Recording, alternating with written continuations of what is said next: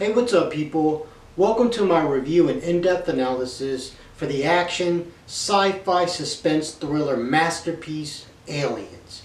Written and directed by James Cameron, a true film auteur who takes over directorial duties from Ridley Scott. Now, this film is a true example of massive, epic, and impeccable world building because this film takes what the first film did and just multiplies it 100-fold. James Cameron did an impeccable job with his directing and his writing. Stan Winston's special effects are breathtaking. The way that he was able to create the alien queen, it's unprecedented. And the only thing that I could think of that rivals the special effects are John Carpenter's The Thing or the original Star Wars trilogy. And I also love the themes that are inherent in this film. Themes such as corporate greed and corporate indifference to human suffering. We also see themes relating to motherhood and that of nihilism versus optimism. And that once again, just like the previous film, the acting in this film is astonishing. This film would be nowhere near as good if it wasn't for the performances of the actors who can truly sell their performance. You truly feel like you are trapped in this terrifying predicament with these characters. So join me in this review and in-depth analysis of James Cameron's epic masterpiece, Aliens. Aliens was released on July 18th, 1986, written and directed by James Cameron and produced by his then wife and frequent collaborator Gail Ann Hurd, who also collaborated with Cameron in making Terminator. Cinematography was done by Adrian Biddle, and I just want to state that the music by James Horner was also remarkable for this film. This film is, again, another prime example of lightning being captured inside a bottle. Every single contribution from all the departments in the making of this film made it what it is today. But it goes without saying that the special effects by Stan Winston are just breakthrough for the time and still hold up today. In fact, this film won Academy Awards for special effects and sound. But most importantly was the fact that Sigourney Weaver was nominated for Best Actress for her performance in Aliens, which I thought she should have won. Because just like the first film, this film would not be what it is without the performances of all the actors that were involved. This film is an example of slow burn, meaning we gradually increase the intensity of this film until we go up all the way, all the notches. And that slow burn, to make the audience feel engaged during this gradual, slow turning up, cranking up of the intensity, the actors are really what sells it. Because if the actors don't make their performances believable, if you don't believe in the characters and what they feel and what they're going through, then that whole slow burn process until we get to the aliens and all that, it can make the film boring. But that's not what happened with this film. I mean, you really have to sit back and think about it. The aliens don't get introduced into this film until literally an hour. So you have a whole 1 hour of just building up character, building up suspense, building the anticipation for Ripley to go back and confront the aliens. And it's the performances, it's the story. We take the groundwork that was laid in the first film and truly expand upon it. And what I really love about this film, especially the director's cut, the special edition, is that we get to learn things about Ripley that we had no idea that she was enduring or going through in the first film. We learn that Ripley was a mother. We learn that her daughter died while she was in space, lost after the events of the first film for decades. So while she was out there, her daughter passed away of old age. Ripley did not age because she was in the cryo tubes or whatever. So she did not age, but her daughter passed away. And that right away is something very, very hard for Ripley to endure. I mean, the fact that she promised to return for her daughter's birthday, but ended up floating in space for like over 50 years or something like that, and only to return to find out that her daughter passed away. So not only does she have to come to terms with the notion that her daughter passed away, but also that it was like she made a broken promise to her daughter. Not that it's her fault because she had no idea she was going to encounter the alien, but still, it's heartbreaking. And all this is told to us, the audience, within the first 15-20 minutes of the film. So already we're expanding upon what was laid down in the first film, and it just gives greater context. So now when I go back and watch the original film, knowing Ripley's background makes that film all the more interesting, right? So those are some of the things that Ripley has to go through in this film. And this leads us to one of the central themes in this film that was slightly present in the original film. And I'm talking about the theme of motherhood. So you can already jump to the conclusion that the theme of motherhood is present because of the aliens. They want to pregnate people and because of the alien queen. But it goes deeper than that simply because of Ripley. She was a mother. She lost her daughter. And when she discovers Newt and basically rescues Newt, she, whether subconsciously or directly, it's not really stated, but it's there and you could feel it. If you have the slightest thing to a beating heart, you feel it. Ripley is basically the surrogate mother for Newt, right? And that's why at the end, when she rescues Newt, what does Newt say? She goes, "Mommy." Right? And there is the theme of motherhood there, right? And I love how it's a natural progression. You see Newt was untrusting, and you see that the natural instinct, the natural motherly instinct that Ripley has came out when it came to protecting Newt, rescuing Newt. And you also see it when she advises Newt to go into the back. She doesn't want Newt to see the screen, basically the monitor of all the Marines dying and things like that. And the way that she basically just tells her, like a mother would tell her daughter, like, "Hey, go to your room. Like, this isn't for you to see." And for her to do that when she just, more or less just met this kid, it's the motherly instinct coming out. And she goes back for Newt when the Newt is basically abducted by the aliens and ready to be cocooned for the alien queen or whatever in the presence of the alien queen. And just that unrelenting drive not to give up on Newt. Like, I know she's alive. And that sentiment is coming from the fact that she lost her daughter. So it's almost like Newt has become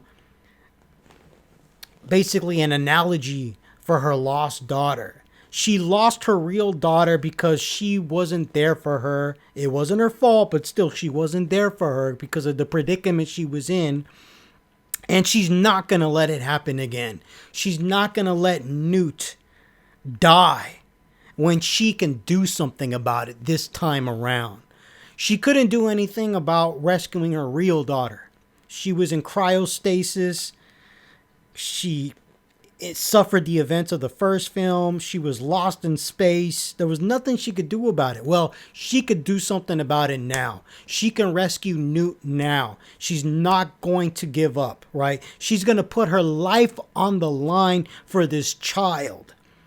So Ripley lost her daughter, and Newt lost her mother. Newt lost her entire family. So it's a beautiful thing, right? It's a beautiful sentiment that's in this film, and it's another reason why I adore this movie, because Newt and Ripley needed each other, and they come together, right? And they bond, and they basically fulfill the needs of the other, right? One needs a mother, one needs a family, one needs a parent, and Ripley needs to be a mother because of what happened to her.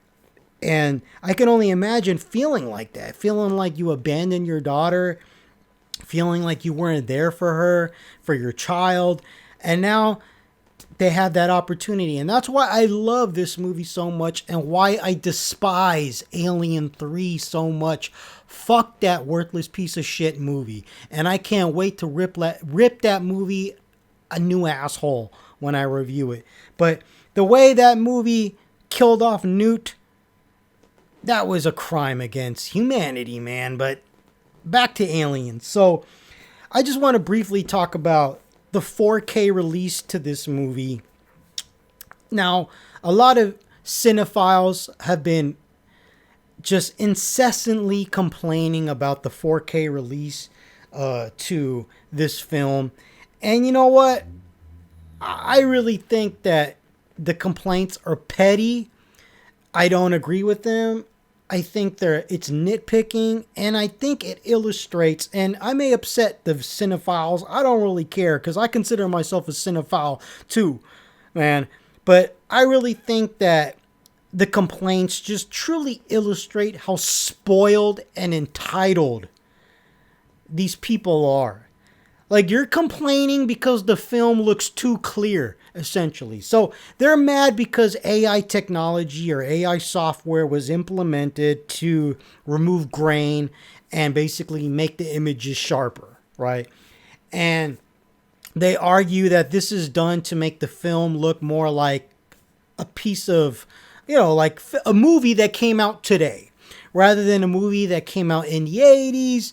And to some of these cinephiles, they feel like this is such a travesty. I want my film grain. I want it to look like I saw it in 1986. I want the film scratches and dirt present on the film. If you feel that way, just go keep your Blu-ray then, man.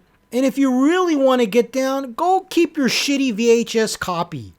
That's one thing that I just don't understand. Like, for me, see, I'm the opposite. And I don't want to go on a tangent, but I just watched the original Superman film by Richard Donner with Christopher Reeves, a movie that I love, right? And I saw it in 4K. I got the 4K disc, but I'm sorry, man. It looks like crap.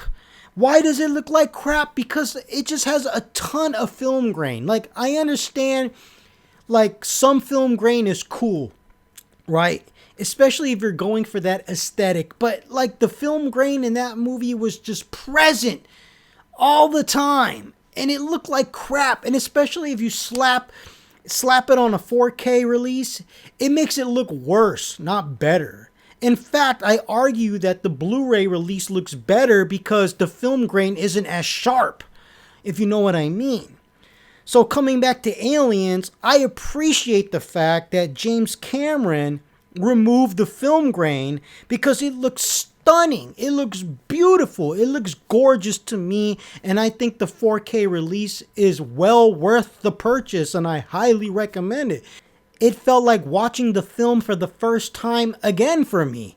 And I was really excited throughout the entire duration of watching that movie. And I think the 4K release is beautiful. So another thing that is present as far as themes throughout this entire franchise, and especially in this film, is that of corporate greed. We see this right away.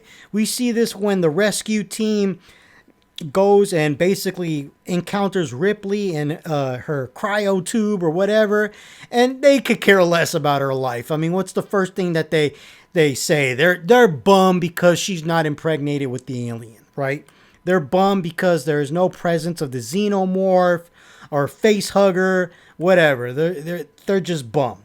So right away, right from the very beginning, the first line of dialogue illustrates the greed that the Wayland Industries has, right? The corporate greed. And this is totally embodied in the character of Parker, right? Who's willing to basically let the entire crew die. The Marines are expendable. They're all expendable. Newt is expendable. Ripley is expendable. He was ready to let this little girl be killed by being impregnated by an alien. All just for corporate greed, right? And even Ripley says, that maybe humanity is worse than the aliens because you don't see them trying to screw each other over for profit. I'm paraphrasing, but she said something along those lines, right? And again, we see the corporate indifference to the suffering of the people that go through this stuff. I mean, when Ripley comes back and she's basically telling her story, recollecting the events of what went down in the previous film to, the corporate entities, the CEOs, and the board, the chairman and the chairwomen, whoever's at that meeting, they could care less. They're like, yeah, whatever. And they totally minimize her predicament, what she went through. They dismiss it as an hallucination, a bunch of nonsense. They mandate her rather to go through psychiatric evaluations and things like that. And then when you actually have a character from the corporation, basically Parker, who feigns like he is interested in her plight, basically just entertaining her with false notions of believing her and promising her that we're going to go back and we're going to kill the aliens, or we're not going to go and try to salvage them or bring them back for studying, or the bioweapons division. It's BS. It's BS. He could care less. He only believes her because of the opportunities it could bring to the corporation, to Wayland Industries. He doesn't believe her because of the trauma that she's going through, right? Another thing that I absolutely love about this movie in regards to expanding upon the Ripley character, her story, is seeing her turn into a full-fledged leader.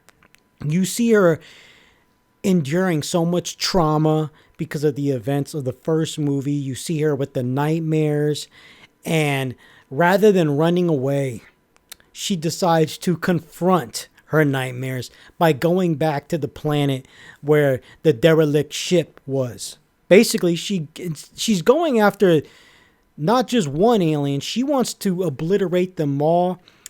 And rather than running away and just living day to day with the nightmares and the trauma, she decides to attack it head first, head on. And I really appreciate that about the character. And it even becomes more intense as far as her becoming this leader when they go on the mission. Because initially, Ripley is just supposed to take a back seat to the Marines, to the military. They're the ones that are supposed to navigate through this mission, and she's just supposed to be somewhat of an advisor because she has the experience with the actual alien. But we all know how that goes when we see the disaster that unfolds regarding the Marines. They weren't prepared. They went in there a little overzealous.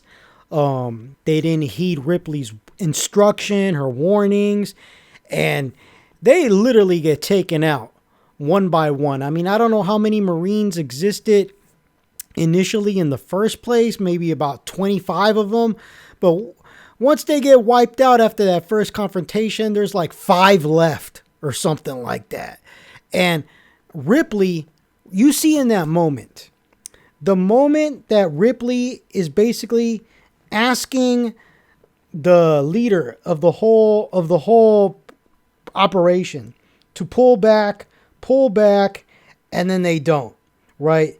And I believe this character, the one that she's telling to basically pull out, is Lieutenant Gorman. So once Lieutenant Gorman basically just performs an epic fail, she just takes it upon herself to barge in there with the I guess you want to say armored vehicle and take charge. And that was such an empowering scene. And I love it. And it just gets better and better as far as Ripley becoming this leader. And what I love about it is that it's not forced at all. It feels natural because of the predicament that they are in. She's the one with the experience. No one's listening to her. And then you take those attributes, those motherly attributes, those instincts, and you combine them with the trauma she's trying to confront with this situation, this urgent situation, this life or death situation, and it really all comes together and it fits like a glove nicely. It feels natural seeing Ripley transition into this leader. I really enjoyed it. Another great thing about this movie is the world building. It's massive. It's excellent.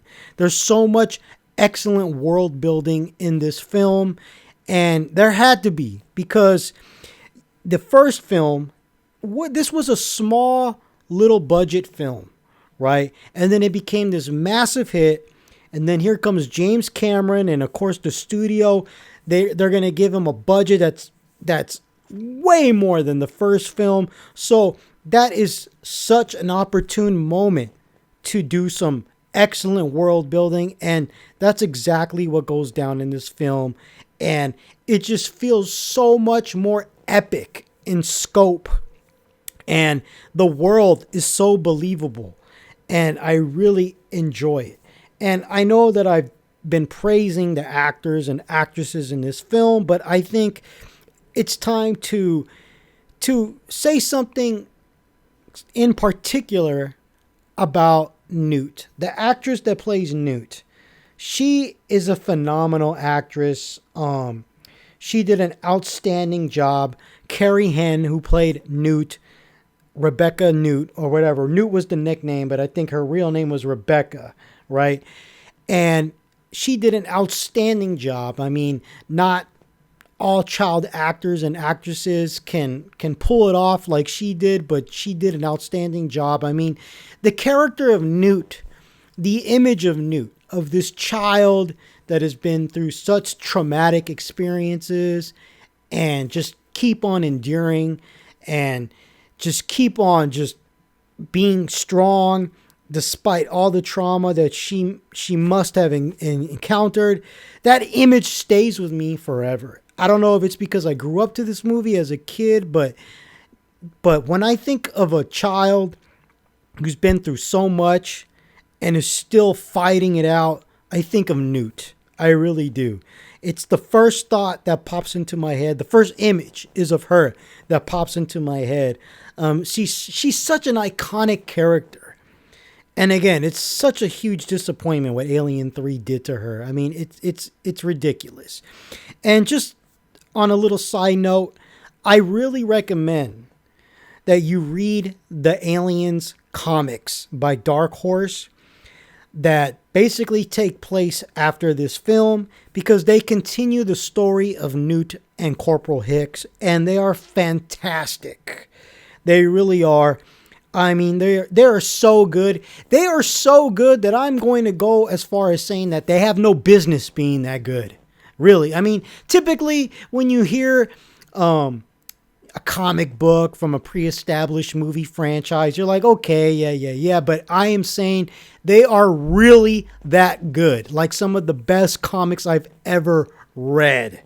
Especially the first volume was outstanding. And I'm going to do a review about that. But I just wanted to throw that out there, that if you were disappointed with what happened to Newt in Alien 3, you owe it to yourself to check out those Aliens comics by Dark Horse, because they were fantastic. And I think I mentioned this a little earlier when I was talking about corporate greed, but there's this critique, and I know James Cameron, he likes to give a critique about the human condition. When I see a James Cameron film, that's literally what a majority of his movies are about. when you get to the bottom of it all, when you see past the special effects, the action, all that, they are critiques or commentaries about humanity, about the human condition. That's what the Terminator series is about. That's what Aliens was about. Avatar, The Abyss. This critique or this commentary about how the human race is at war with itself, and how this is going to lead to our destruction. And it's basically touched upon when Ripley says she doesn't know which species is worse. And I said, you don't see them trying to screw each other for a percentage or greed or profit.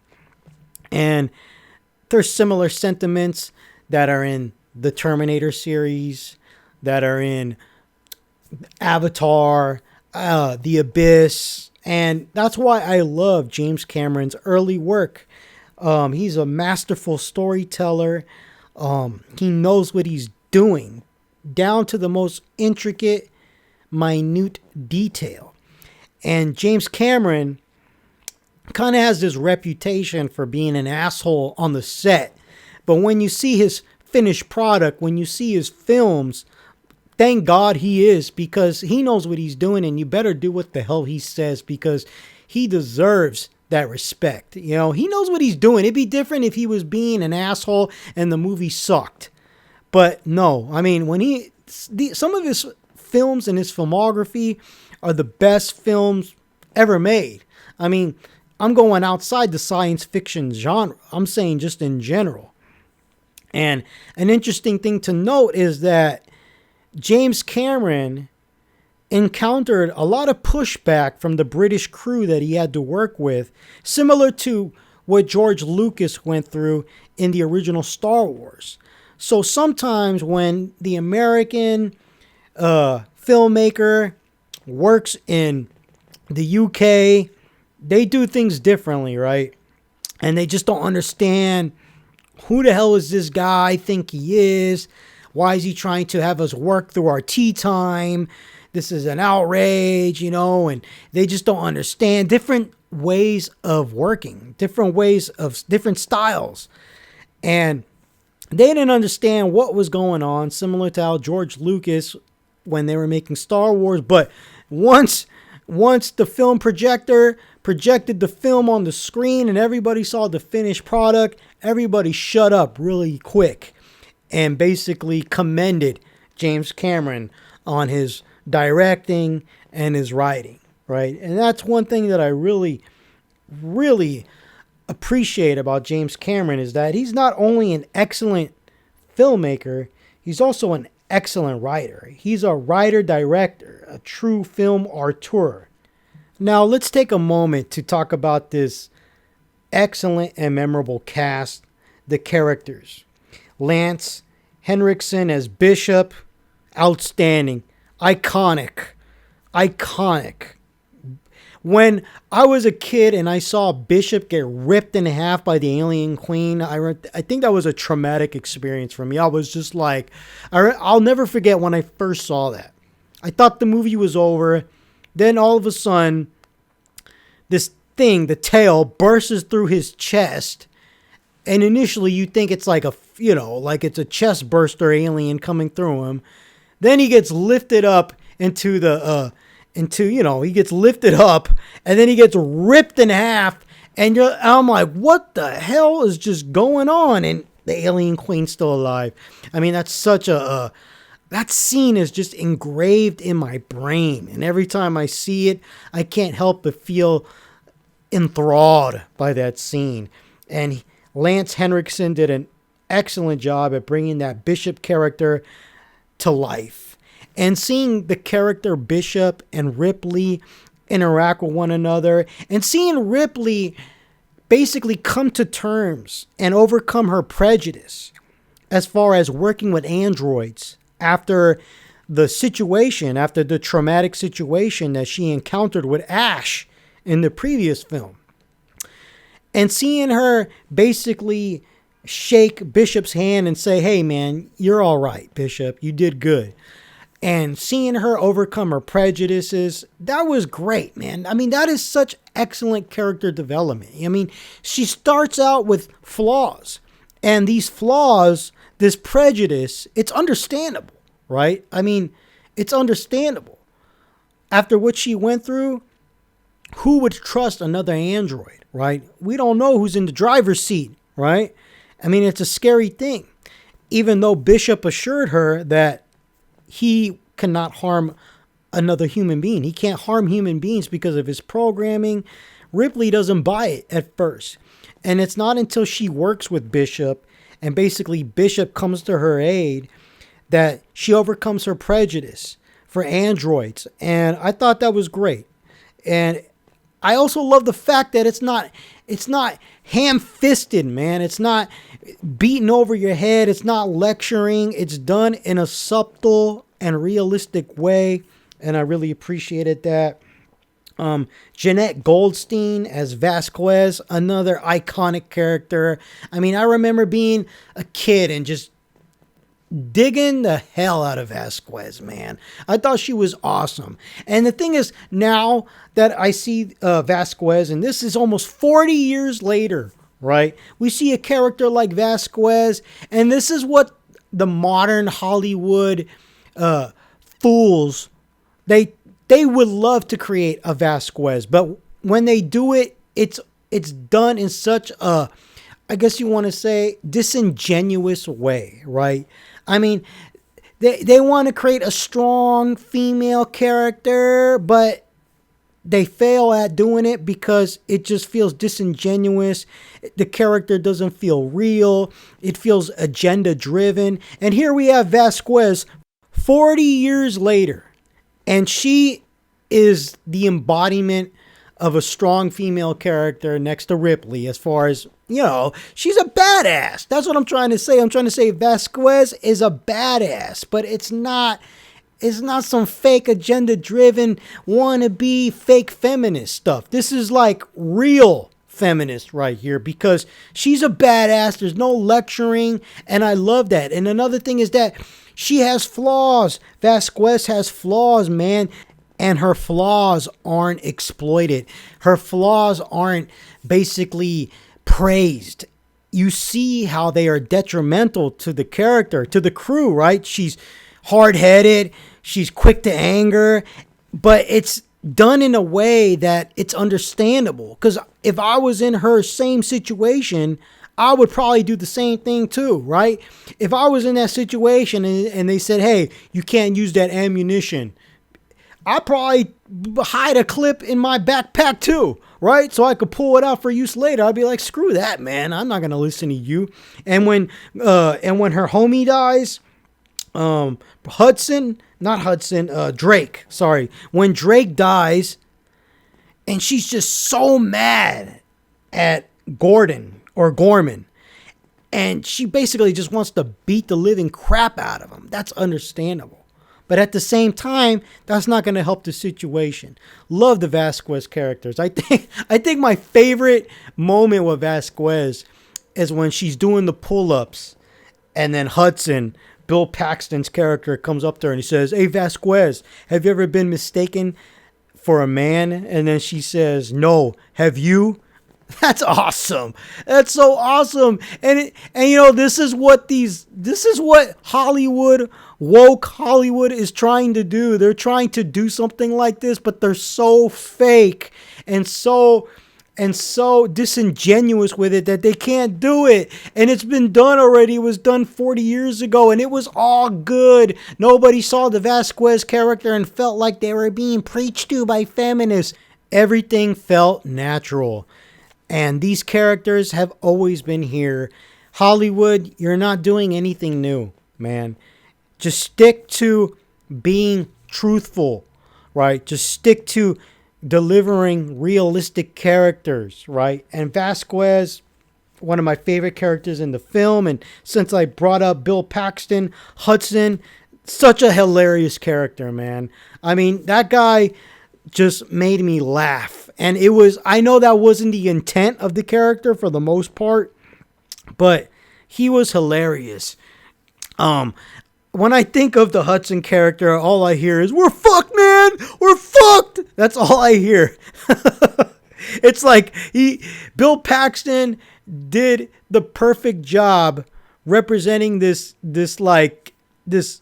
character, man, that just feels like there's absolutely no hope, and he's just in full panic mode, but at the same time it's juxtaposition with this jarhead, military badass mentality.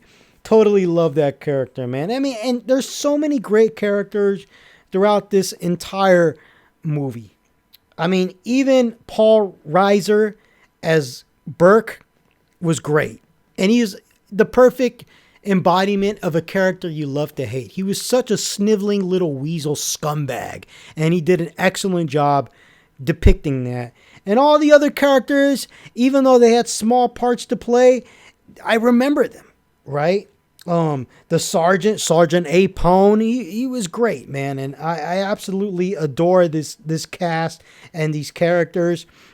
And I really feel like they are timeless. Now, let's talk about the epic special effects for the Alien Queen created by Stan Winston, who, I swear to God, man, it hurts me that a lot of people don't know who Stan Winston is. Stan Winston should be a household name, seriously, because of the contributions that he has made to special effects and bringing such iconic characters to life, such as the Alien Queen, such as the T-800 from the Terminator, such as the Predator, and the list goes on and on and on, man. I still look at the special effects for the Queen and I'm just blown away. I just can't believe what they were able to achieve. I mean, seeing this work, seeing this kind of work in special effects just makes me hate CGI all the more. Every time I come back and revisit this film, I can't help but feel cheated whenever CGI is used excessively. Right? There's absolutely no reason to use CGI in such an excessive way, right? Because you see it right here. This looks more real. This looks real, right? My subconscious mind doesn't even question it. When I see it, I'm like, that's real. When I see some CGI bullshit, I'm like, it's fake, it's fake, it's fake. For example, let's talk about Alien Covenant. The CGI in Alien Covenant looks terrible to me. I mean, when we compare it to Aliens, the Queen from Aliens, it just looks awful. You can tell that it's CGI. And I just don't understand why you would use CGI when we already had these breakthroughs in animatronics and puppeteer work 40 years ago with Stan Winston, right? And the reason why they're using CGI a lot today is because of cost. It's cheaper, it's more expedient, etc., etc. But at the end of the day, animatronics, practical effects just look way better to me. I mean, you can use CGI, but it's good to use CGI and practical effects together to sell the shot, right? It works. But every time I watch the Alien Queen in this movie, I'm just blown away. I'm just absolutely blown away. The only other thing that can rival it to me in my mind is probably The Thing and the original Star Wars trilogy and some other films, right, where they utilize practical effects and things just look stunning, right?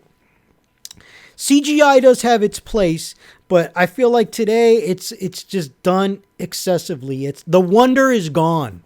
99% of the time when I see a film with special effects in it, I just see a CGI creature or monster, and I'm just like, it's CGI, yawn, boring. Yeah, there's nothing really there. Whatever. Yeah. It's like I'm not even impressed by it anymore. Right? But when I see Ripley fighting the Alien Queen, going head to head with the Alien Queen, And especially when she comes through with that mech suit, I guess you want to say, that's used for lifting crates and things like that. But when they come through and they're fighting, I can't help but think that this is the battle of the moms, right? Both moms are fighting for the future of their offspring, essentially. You have the alien queen fighting for her survival, fighting to be able to create more xenomorphs. Then you have Ripley, who is not only fighting for her, I guess you want to say, foster child, Newt, who she's basically being a surrogate mother to, even though it's unsaid, you could feel it emotionally. Not only is she fighting for Newt, but she's fighting for the human race over here, right? And that's what makes Ripley such a badass and such an excellent female character, such a leader. And I love that. That's what I see when I see Ripley fighting Alien Queen. It's the battle of the moms, man. And it's great. And I love it because after Ripley defeats the Alien Queen, what does Newt say? She says, she hugs Ripley and she says, "Mommy." And that simple line and the way Newt says it, it really warms my heart. It's really touching. And I felt it. And that's another thing that makes this film so outstanding to me, is that it's not just the special effects. It's not just the acting. It's not just the animatronics and the gore and the thrills. This film resonates with me on an emotional level. And as much as I love the original Alien, which I think is a masterpiece, Aliens has more emotion in it for me.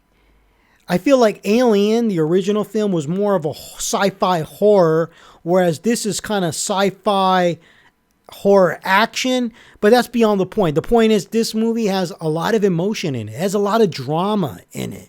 And that's something that James Cameron always brings to his films, no matter what he's doing. No matter if he's making an action movie, science fiction movie, comedy, he brings emotion to his characters and to his stories. And that's what makes this movie timeless. Now, one last thing, or one last theme that I feel like needs to be touched upon, is that this film really illustrates the struggle between optimism versus nihilism, right? So the film kind of starts out with this nihilistic vibe. Maybe things are hopeless. And you kind of felt there was a similar sentiment in the original film too, right? But then you see Ripley, she doesn't give up. She doesn't give up fighting, right? And she remains optimistic, and you could totally see that exemplified when she doesn't give up on Newt, right? She refuses to believe that she's dead, and she goes back to rescue Newt. She's not going to give up, right? And she could have, right? Because a lot of the other characters, like the Marines who got captured, you got to remember, Bill Paxton's character wanted to go back. They're still alive. They're still alive. And then Ripley's like, they're being cocooned right now as we speak, right? How come she didn't have that rationale with Newt? No, she refused to give up when it came to Newt. And it's because of what happened with her daughter dying. She doesn't want that to happen again. She doesn't want to relive that. She's going to basically do for Newt what she wasn't able to do for her own daughter. She's going to continue fighting. She's going to rescue her. She's going to be there for her. She's not going to be nihilistic. She's not just going to shrug her shoulders and be like, oh, well, Newt's just another one for the hive. No, she's going to go in there and she's going to rescue Newt, and she's going to basically bring hope to the situation. And not only does she bring hope to Newt, but her relentless fight to take out the aliens brought hope to mankind. And that's why Ripley is such a fantastic character. and why this movie is a masterpiece. Thank you guys for listening to my review and in-depth analysis for Aliens. If you enjoyed it, please like, subscribe, and share. Take care, people. And last but not least, one love.